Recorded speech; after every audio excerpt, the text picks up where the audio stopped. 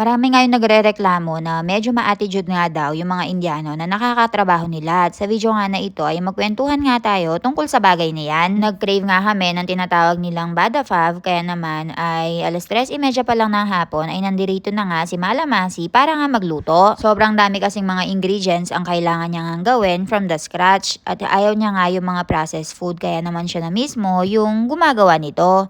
Dito nga guys ay makikita nyo yung masala na siya mismo yung ginawa, and separate nga yung kay mother-in-law at kay father-in-law. Dahil nga kay Malamasi ay hindi na nga namin kailangan pang kumain sa labas dahil sobrang sarap talaga ng mga niluluto niya, and para ka nga talagang kumakain ng outside food.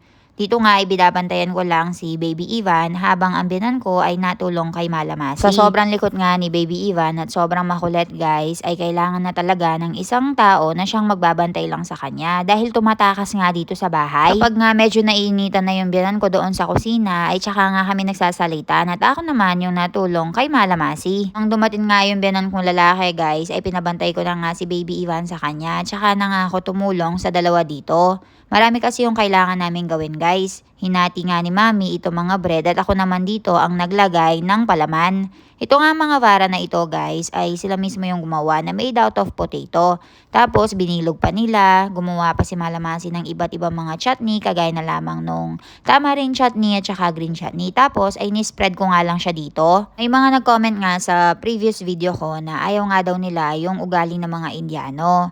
Actually guys, ganito kasi yan. Ito lang din yung napansin ko sa mga ugali ng Indiano dito. Kaya siguro hindi nila nagugustuhan yung ugali ng mga Indiano ay dahil napaka-straightforward nila. Uulitin ko nga guys, napakalaki nga ng populasyon ng India at hindi ko naman kilala lahat ng mga tao. Pero ang isa sa mga karakteristik na nakita ko na halos pare-pareho sila guys, ay straightforward talaga at sasabihin nila kung ano yung gusto at hindi nila gusto. Hindi sila mag-aalinlangan na sabihin sa'yo kung ano yung pagkakamali mo, kung ano yung mali mo.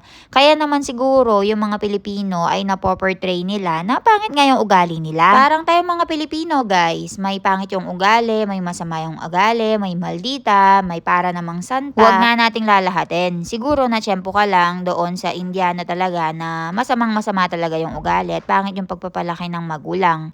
Pero i-check mo nga yung iba, mababait naman sila. Especially kapag mabait ka sa kanila ay doble pa yung kabaitan na ibabalik nila sa'yo.